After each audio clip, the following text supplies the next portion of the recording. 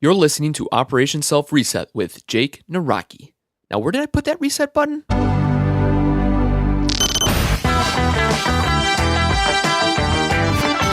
Hello, and welcome back to Operation Self Reset, the one and only place where you can change the way you think, act, and believe in yourself. Again, thank you so much for taking the time to listen to what I have to say, and thank you for the responses that I have already received online, the comments, the questions, and concerns that you guys have offered to me.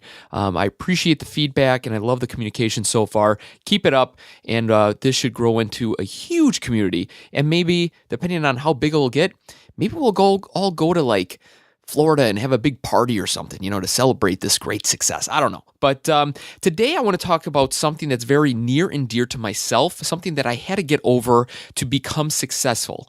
Well, not really successful, but I will explain more in a minute. And I want to talk to you guys today about fear. What do you fear? Now, I'm not talking about the things that scare you, like getting in an elevator packed with people. Funny quick story about an elevator. When I went to college, there was, I stayed in the dorms, and there was about 13 floors, I remember, in one of the complexes. And I was not on this elevator, but it was a rumor that got spread around, and it was in the local paper and everything like that. Some kids were traveling up and down the elevator one night and decided to get as many people as they could into the elevator. Guess how many kids that they jammed in a standard elevator? Not 10, not 15, 22. There was 22 kids in an elevator, and because there's so much weight, it actually fell all the way into the emergency shaft below ground where the springs are housed, and the kids were sitting in there for about 2 to 3 hours before the fire department could really start pulling them out one at a time. There's so many kids in there that they were standing on each other's shoulders, and then a couple of the kids were freaking out, and then the lights were flickering on and off, and it was getting hot down there. So luckily, I was not in that elevator because that would have been a nightmare. So that's not the fear I'm talking about today, though, because could you imagine yourself in an elevator with 22 other people, just random people? It's getting hot, the lights are flickering, people are starting to freak out, and you knew you were going to stay in there for about 1 to 2 hours? Oh my gosh. Good Lord. Yeah, that's fear. I don't want that. No way. So I want to talk to you guys about what do you guys fear? Obviously, with Operation Self Reset, we're talking about changing yourself, right? And the only way to really change yourself is to get over certain events, certain things that are holding you back. And that's what I mean by fear. What are the events, the things, the emotions, the ideas that are holding you back from success, from achieving your goals? But I'm also talking about the fears that just make our gut turn in knots. The fear that makes your voice quiver. The fear that just makes your whole body kind of go limp. What is that fear for you? Well, I'm going to tell you my fear. And why is that? Because I'm the only one talking to you right now. And hopefully at the end of this episode, you guys can identify your own fears and then post them on the comments on the website, or leave me a voice message on the website, and I will go over everybody's fears. Not everybody, I'll go over a couple, and we'll talk them through. How can we improve on our fears and get over them? So the reason why I really wanted to bring this subject up is because I was thinking to myself, what was my first step when I realized that I wanted to change who I was? When I went through all the processes of, exploring myself and traveling and talking to different people and stuff like that, what was the one fear that I was freaking out about? Well, my one fear that I identified was putting myself out there. That was my fear of getting over the tactic of thinking to myself, my gosh, other people might find out what I'm doing, and they might start making fun of me. That was my biggest fear, which is really weird. I didn't mind meeting new people. I didn't mind, I didn't do any public speaking, but I didn't mind getting in front of groups and, telling them my story and all that stuff. It was more of the people surrounding me finding out what made me happy. What was my passion? And so the reason why I bring this up again is because it relates to a story that I'm going to share with you, and it has to do with my first invention, and it was called the tailgate spotter. You guys can go check it out, tailgatespotter.com. And The way that I thought of this invention was because I read a book called The 4 Hour Work Week by Tim Ferriss, and that inspired me to have a passive income. And he talked about a lot of people, how they created businesses, had ideas, inventions, kind of knick-knack kind of things, and they created great wealth because of that. So as I'm reading the book, I'm always thinking of different products and business ideas and stuff like that. Well, when I was traveling to the east side of Milwaukee, I stopped at Home Depot to pick up cabinets. I was rehabbing one of my real estate properties on the east side of Milwaukee there, and I went to Home Depot, and they delivered like 16 cabinets of all different sizes, and they put it in the back of my pickup truck, right? When they put it in the back of my pickup truck, I literally thought I closed the tailgate, right?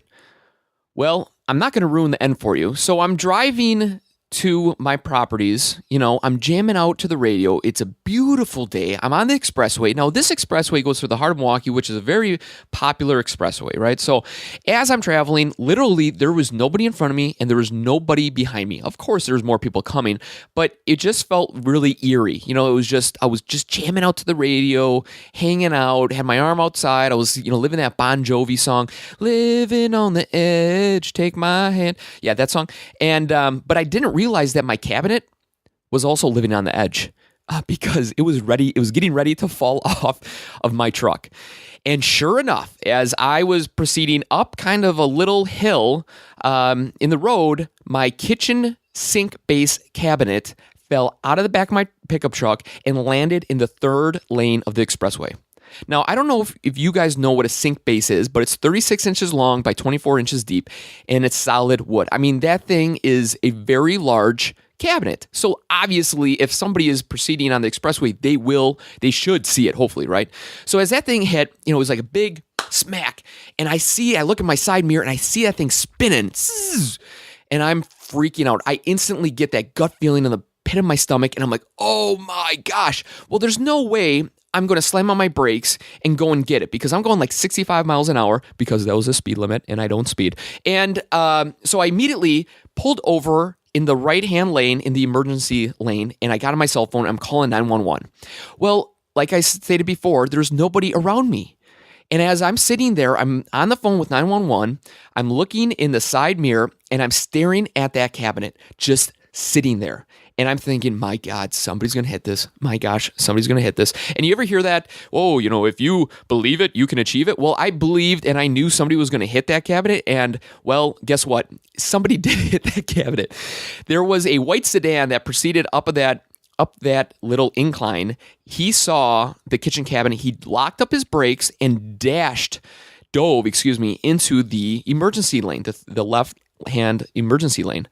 Right behind that white sedan was a Jeep Wrangler, and that thing had no time to stop, and it plowed right into it. I mean, it was like the 4th of July. That thing blew up like an Arnold Schwarzenegger movie. That was my very high-tech crashing sound. And I had my hands in my face. I was like, this is ridiculous. Well, I hung up from 911 because, of course, what's the point now? I mean, the cabinet is in a million pieces. That guy pulls up right behind me. We get out, and he was actually, not cool about it, but he was, he was okay. I mean, he was nice about it. He understood it was an accident and stuff like that. We exchanged information and proceeded on our way. Well, I obviously I felt so bad. I was so embarrassed. I was just like, my God, what the heck was I thinking? I didn't even know my tailgate was down, whatever. Well, the reason I couldn't see if my tailgate was in the up or down position is because I had kitchen cabinets blocking my view from my rear view mirror. And I don't know if you guys have a pickup truck, but in your side mirrors, you cannot see the location of your tailgate, right? So as I'm driving down to the east side, I'm feel like crap. I'm embarrassed. I'm hating myself. I'm thinking to myself, there must be other people out there like myself. There has to be a better way, right? So I start thinking, I'm like, I wonder if there's like a device that you can put on your tailgate to let you know if it's in the up or down position without getting out of your truck and all that stuff, right? So I go home that night and I start browsing online, Google searching everything, any keyword, known to man that has to deal with a spotter or a location device on the tailgate, a sensor or something like that. There's nothing out there. I'm like, oh my gosh, this could be my moment, right? So I start fiddling with stuff, like prototypes, and I have blocks of wood and Velcro and magnets and wire and pieces of steel and glue and tape and all this crazy stuff, right? So it took me literally about 5 generations to narrow this bad boy down into a simple device that attaches to the back of your tailgate to let you know if your tailgate's in the up or down position. What it is it's a magnet that adheres to your tailgate, and there's a little pole with a little flag or my logo on the end. And when you're sitting in the driver's seat of the truck, you look in your side mirror and you can know if the tailgate is up or down depending on the location of that flag, right? Brilliant idea. It didn't scratch the car. It was cheap to make. It was, I feel, and I still believe, a really good design. I mean, it was one of those things like I'm just like so proud of this thing, right? Of course, I told my family, and I didn't tell my friends, right? Because I was embarrassed. I don't want to tell them that I'm working on my invention in my basement because they're like, invention? Why don't you just go drink with us, So as the prototypes continued, I finalized my last one. I got it down perfect. It looked good. It functioned well. It kind of made sense, everything. Now, before I say it looks professional, looks really good, now, again, this is me making this in my basement. So this isn't like, a piece of molded plastic, that looks like you could go buy this at Walmart. Of course, it looked a little bit handmade, but still very impressive, what I feel. If you guys have a chance, go to the website, tailgatespotter.com. When I finally finalized that last prototype and I knew that this was my invention, this was my moment to release this to the world and let the world buy Tailgate Spotters and make me filthy rich. Ha ha ha. I realized I felt an internal gut-turning, nauseating feeling. And I knew what it was as soon as I finished the prototype or the finalization of the Tailgate Spotter. It was releasing it to the public. Now, it might not sound that big of a deal. You're probably like, come on, Jake, toughen up, right? But it was one of those things like mentally, I was like, oh my gosh, now I'm going to have to start a Twitter account. I'm going to have to maybe start a Facebook account. I'm going to have to produce YouTube videos. I'm going to have to put this out there. I'm going to have to start telling my friends and family and coworkers and relatives and all this stuff. And I just felt embarrassed, which was really weird because why should I feel embarrassed? This is something I'm proud of. I had a situation that did not turn out well for myself, and I made a product to solve the problem, right? But for some odd reason, I just couldn't get over that. So I knew mentally that I was like, okay, well, I obviously have to still create the website, make some videos and stuff like that before I even start pushing this out there. So I was like, all right, so I got some time. So I was still motivated. I was still feeling good about the whole situation. And when it came time to finally push that publish button, I, again, had that nauseating feeling. But I was like, you know what? There's so many people out there that have these brilliant ideas and they do nothing with them. I mean, you might be listening right now and you have an idea that is just in the back of your head and you're like, I don't want to tell anybody about this because this is so good. I mean, this is revolutionary. This could change everything. But yet, what have you done to bring that to life? Nothing. You need to. If you're listening, you have that idea, please take the first step and do something about it. Get it out of your brain, put it on paper.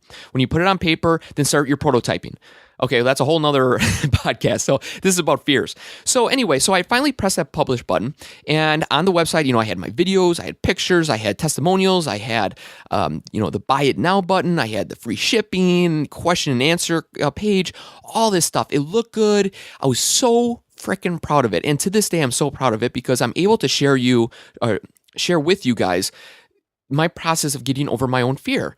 And at first, when I launched it, I was like, okay, cool. I don't really have to tell anybody about this because there's going to be people online that are just going to find it and buy it, right? Well, 24 hours, 48 hours, 30, 72 hours pass. Nobody bought one. Then weeks go by. Then a couple of weeks go by. Nobody continued to buy any. Now, of course, during the process, I started handing out some to my friends and family, and my coworkers, as soon as they started finding out, they were laughing their butts off at it. And you know what? It was all in good fun. By no means were any of them very harsh. Were like, that was a waste of time. You're so stupid. They were very negative. No, none of them were. It was all in good fun, but it was embarrassing for me because they were just relentless. It was like, somebody broke a cup and then they're like, hey, if there's only a simple to use device that could attach to this cup so I wouldn't have to drop it. It was like every single day, and I laugh about it because it was pretty funny. But once I started getting over that fear, I was like, after my coworkers found out, I was like, okay, it started to lessen the load on me. I started believing like, okay, not bad. I was like, all right, I got over that initial fear of putting myself out there. Now, what did I learn about that? And what do I want to tell you guys that you guys can implement in your own lives? Is that there's going to be things that you are interested in. There's going to be things that you want. There's going to be things that you just have the passion and desire for that other people don't. There's going to be whatever it may be, your hobbies, your book readings, whatever. There's people that that just don't care about that. And that's okay. And that is literally A-okay. Because you know why? They don't care. As much as you think that they care and they're going to bring the pain on you and they're going to rip on you and they're going to make you feel lousy and you're going to feel like you wasted their time. No, that's not their time to waste. It's your time. Whatever makes you happy, you have to do for yourself. That's why I said a couple of minutes ago about the whole invention thing. If you have this idea and you feel it's so good, you need to get it out of your head and start acting on it. That's the number one thing a lot of people do when they have these ideas for a business invention, the way to change, the things surrounding them, is that they always want to do it, but they never take action. So bringing it back to my fear of putting myself out there, after I got over that hump of letting my coworkers know and the people surrounding me know, the response was funny and they're ripping on me at first, but over time, you wouldn't believe how many people came up to me and was like, hey, Jake, how's that tailgate spotter thing going? And I started laughing like, haha, yeah, I haven't sold any, whatever, blah, blah, blah. Sure, what are you going to do, rip on me? And they're like, no, I think it's a great idea. And then they would start pouring out their heart and soul to me. They'd be like, you know what, I really have this deep down invention. You want to hear what it is? I'm like, sure. And they would pour out these inventions to me and they're like, oh, this would help so many people and this would help that guy and so on and so forth. And I realized that by putting myself out there, I started letting other people take action in their own lives. It was so weird. I mean, these people that were like the number one guy that was ripping on me the most pulled me aside and was like, hey, how did you do this? How did you file that patent? How did you find a logo? How did you design this? And how did you make the website and all that stuff? And I'm like, yeah, I did A, B, C, and D, and I did, I went here and there. And I felt like appreciated. I felt like, wow, you know what? When I put myself out there, the people that are surrounding me will feed off of that. They'll want to improve themselves. They'll want to get better themselves and realize that they have it within them to make inventions and products and stuff like that. So don't feel that your fear is limiting only to yourself. Your fear is scary only to you, but the possibilities of improving the people around you once you get over your fear is amazing. The feelings that will surround you and your closest relatives and coworkers will just be amazing. So my question to you is, what's your fear? Your number one fear? I was just talking and interviewing a public speaker, and he said the two fears that freak everybody out are, number one, public speaking. Number two is death. So what are the fears that freak you out? And I'm not talking about a physical fear, like a knife in your face or, or the dentist or something like that. I agree with you. That stuff is pretty crazy. No, but I'm talking internal fears. Is it rejection? Is it just not feeling appreciated? Is it not feeling loved? What is your fear? And I want you to go to the website, operationselfreset.com, write that in the comments, or feel free to leave me a voice message. I have a voice message mailbox on the left side of the page. Record your fear, and I'll compile all the fears and stuff like that, and we'll go over them together. Because the only way to improve yourself is to get over your main fear. Now, of course, there's other fears that affect us, but there is always that one fear that freaks you out. And what is yours? Mine was embarrassment from coworkers and putting myself out there. And I realized once I got over that, life is amazing. I feel more confident. I feel that I can open up and tell people what I'm doing and not feel ashamed. So tell me yours. We'll get through this. Again, thank you so much for taking the time. Go to operationselfreset.com. Also, to check out my invention, tailgatespotter.com, www.tailgatespotter.com. Check out the videos. They're pretty funny, I think. And let me know your thoughts on that. So again, I'm not selling this product. You don't even need to buy it. I'm not even making it anymore, but it's something I want to keep around for my kids and let them know that they have the ability within them to achieve whatever they want, and that's, again, what life is all about. Don't hold things in. Take action and do it. Now, that's a whole nother podcast about taking action. So, again, thank you so much. Go to the website, go to tailgatespotter.com. Tell me your thoughts. Tell me your fears. Make it a great day. Enjoy life, and we will catch you on the next episode. See ya.